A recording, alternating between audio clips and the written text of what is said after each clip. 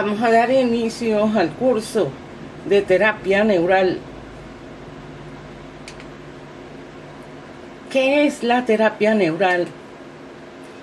Es la aplicación de procaína al 1 o al 0.5% en puntos patológicos, o sea, puntos enfermos, puntos reflejos, o sea, de reflexología, puntos hiperactivos, que quiere decir de mayor vibración celular, o puntos hipoactivos de menor vibración celular, llamados campos de interferencia, con la finalidad de propiciar en el organismo una reacción curativa. Su acción es anfótrofa, o sea, ambivalente. Cuando se usa en un punto hiperactivo, la procaína hace que baje la vibración al nivel normal. Cuando se coloca en un punto hipoactivo, aumenta la vibración al nivel normal y lo activa. Por eso a esta acción se le llama repolarizar, porque un punto hipoactivo está en yin y un punto hiperactivo está en yang. Y estos son polos, polo positivo, yang, y polo negativo, yin. ¿Qué es un campo de interferencia? Puede ser una infiltración crónica alrededor de material no degradable. Por ejemplo, un clavo introducido en una articulación o en un hueso, en una intervención quirúrgica. Inflamación crónica del tejido con poco síntoma local y efectos a distancia. Por ejemplo, y aquí mucha gente se asusta, un problema de colon perezoso. Ese colon está en vacío de energía. Y muchas veces, como está en vacío, el cosmos lo llena con frío. Entonces hay vacío y frío en el colon. El colon no está procesando. Está, como se dice, como lo dice la palabra, perezoso. Pero el paciente en el colon no siente nada, pero sí se manifiesta en la articulación del hombro, que provoca el hombro congelado. ¿Por qué? Simplemente porque por allí corre el meridiano del intestino grueso. Fuente de impulsos irritativos crónicos. Un impulso irritativo crónico puede ser los raches en los dientes, puede ser un zapato que roza constantemente en el talón y causa allí problemas de dolor, pero que se van a reflejar a distancia. Puede ser agudo o crónico. Agudo es reciente, crónico más antiguo, y de naturaleza física, química, mecánica o etcétera. La fisiología a nivel neuronal, o sea, a nivel del sistema nervioso. Está el arco reflejo de Pavlov. Eso que está allí en el centro, que parece una rodaja, es un corte medular y tiene sus dos astas, la posterior y la anterior, ¿sí? Entonces, esto funciona de esta manera. Al recibir por la piel un estímulo, se efectúa una transmisión al otro lado de la médula, donde se traduce como la sensación de dolor que sube por la médula hasta alcanzar la corteza cerebral. Allí se efectúa la emisión de una orden para que se genere alguna reacción, alguna respuesta, y esta se genera.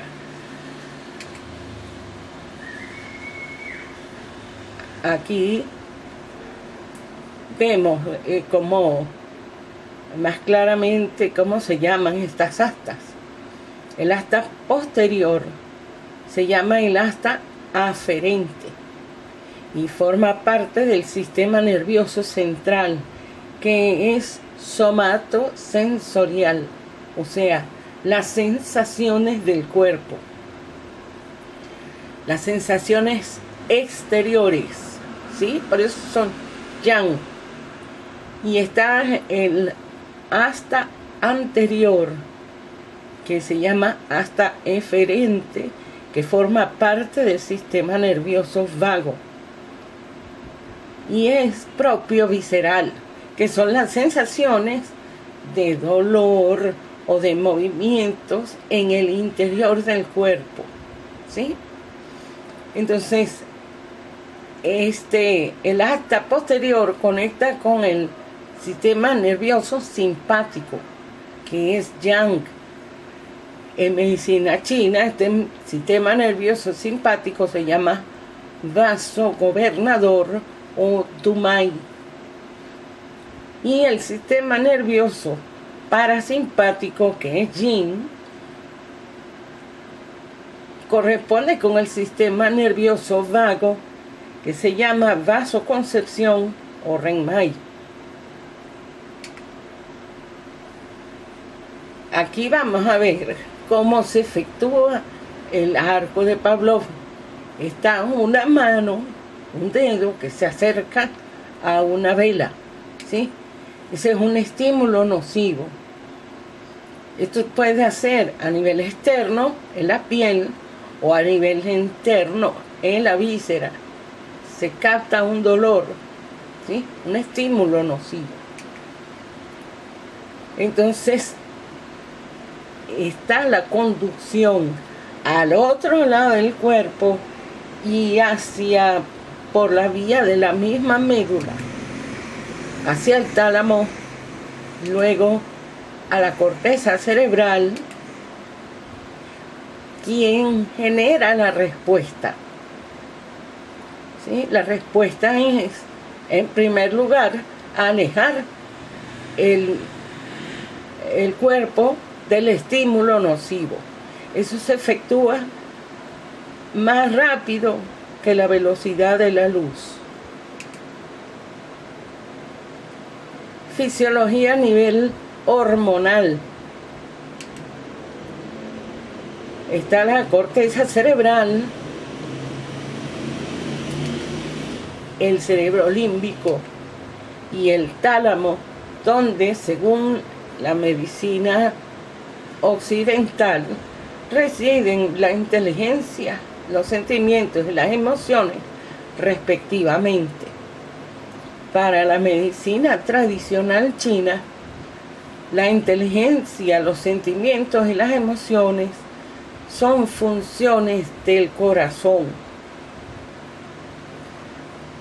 Y de hecho, para la medicina tradicional china, todo el sistema nervioso tiene dos partes: la estructura física y la función. La estructura física corresponde al reino del agua, o sea, al riñón, pero la función la ejerce el corazón. Pero bueno, vamos a dejarlo como lo tiene la medicina occidental. Estos tres están encargados de recibir el mensaje del cuerpo y de tomar digamos, la decisión correcta ante los estímulos. Entonces, de la corteza cerebral sale la orden a la hipófisis. La hipófisis es la que comanda todas las glándulas corporales. Está la glándula tiroides y la paratiroides, que se encargan del metabolismo. El timo, una glándula muy importante, sobre todo en las primeras etapas de la vida. El páncreas, que no es un órgano, es la más grande de las glándulas del cuerpo. Y están las cápsulas suprarrenales o glándulas suprarrenales. Y por último están las gónadas, que son las glándulas sexuales, los ovarios y los testículos. Entonces,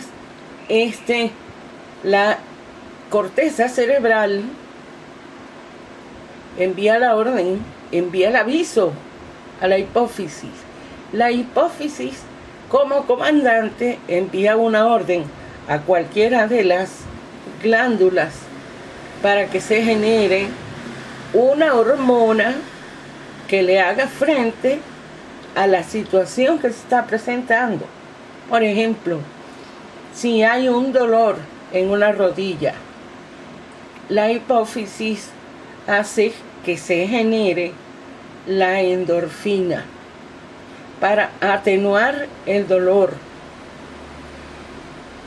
porque es un dolor por exceso, ¿sí? Si fuese un dolor por deficiencia, entonces la hipófisis le ordenaría a las suprarrenales para que envíe adrenalina, que es una hormona estimulante. Vamos a ver la fisiología a nivel inmune. La inmunología para la medicina tradicional china se llama energía Wei y tiene mucho contenido de energía emocional, ¿sí? Entonces vamos a ver acá todo el corte medular con sus astas aferentes y eferentes a ambos lados.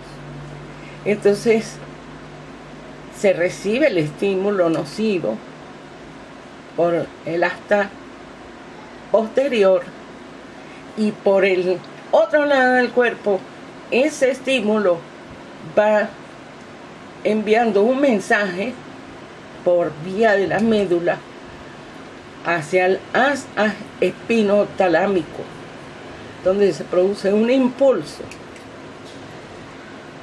Del haz espinotalámico sigue ascendiendo al tálamo, donde se produce una emoción.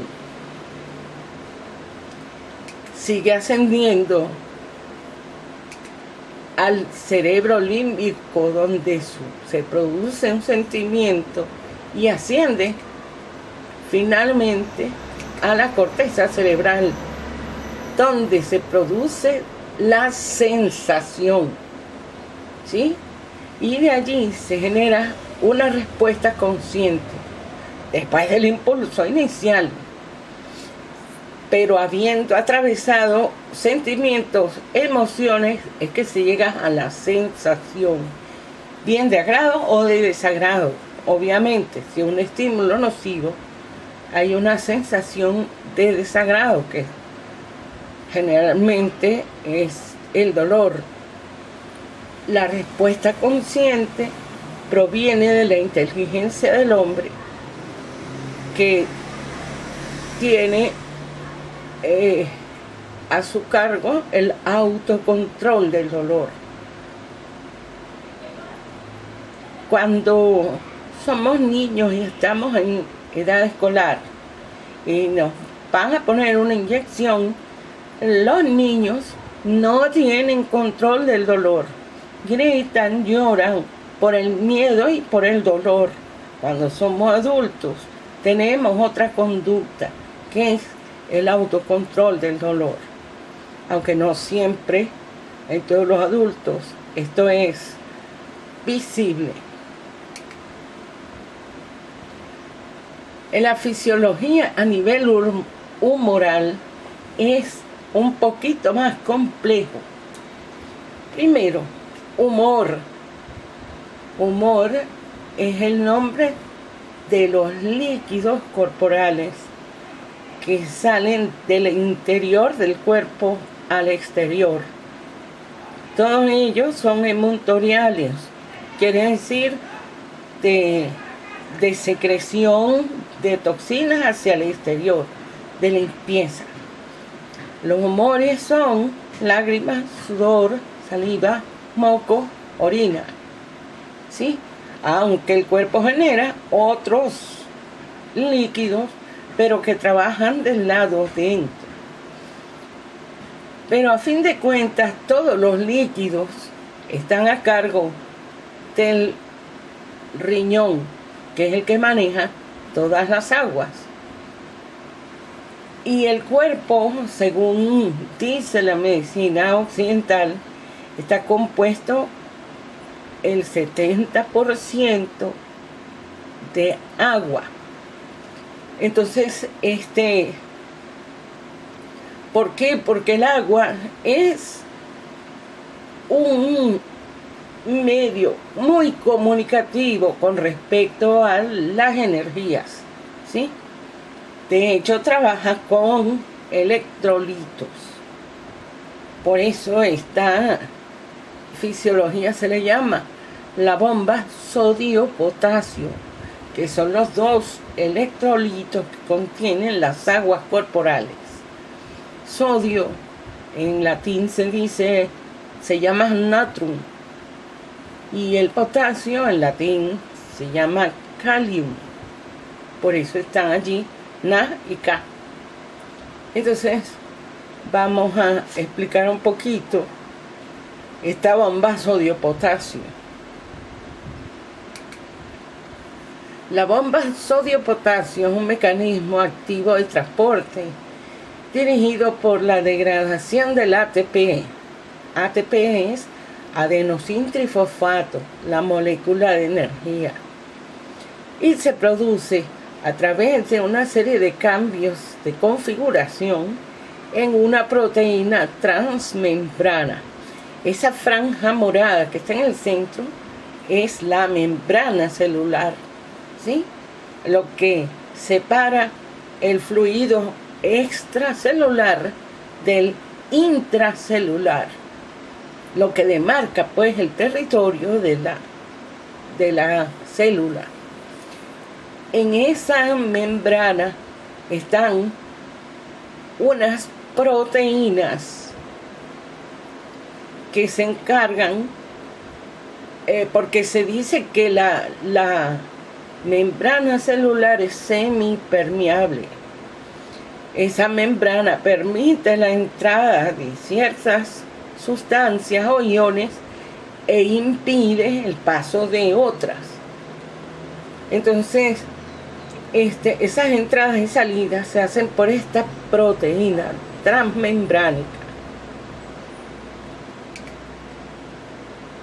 3 iones de sodio se unen al lado citoplásmico de la proteína, provocando el cambio de configuración de la misma.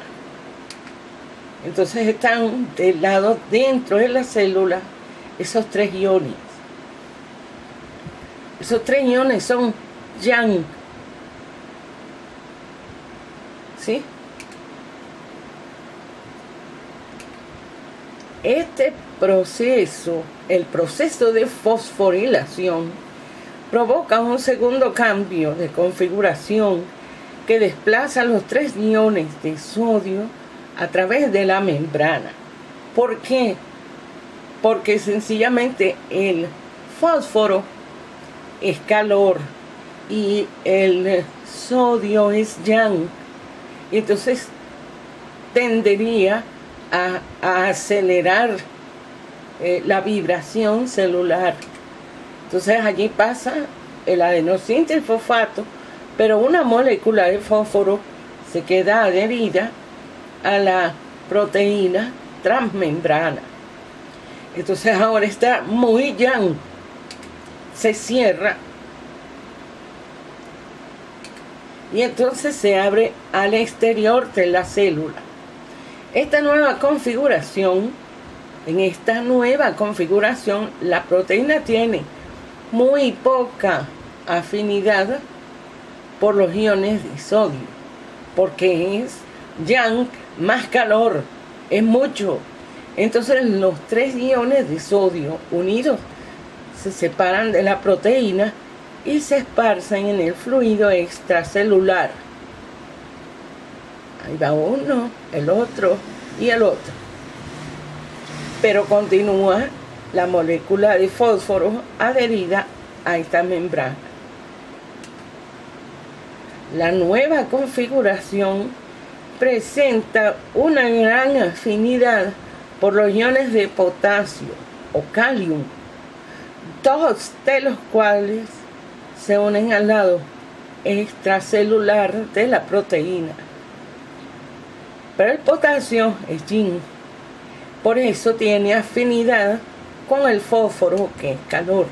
Entonces se adhieren 2 iones. Fíjense que salen 3 yang y entran 2 yin. Se cierra de nuevo la proteína transmembrana y a continuación el fosfato unido a la proteína se separa y ésta vuelve a su configuración original, exponiendo los 2 iones de potasio al citoplasma del interior de la célula.